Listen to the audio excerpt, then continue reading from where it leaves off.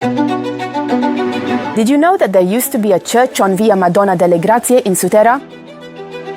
It was built in the 1600s by the brothers Don Paolino and Don Ignazio Bellavia, a church with a Greek cross floor plan built with the specific intention of giving the poor a place of worship where they could attend religious services.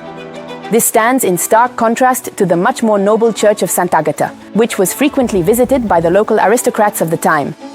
The Church of Santa Maria delle Grazie, as it was called, eventually became a repurposed space for residential housing at the very end of the 1800s. Some tenants paid the clergy of the time a small fee, consisting of 20 or 30 eggs, depending on the space they used.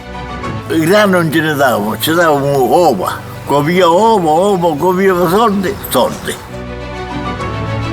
The ancient apses, the wide transept and the central vault are still clearly visible inside some of these now abandoned houses. The wooden roof is still present and allows us to imagine what the church looked like in all its splendor. One side of the Greek cross floor plan has been lost.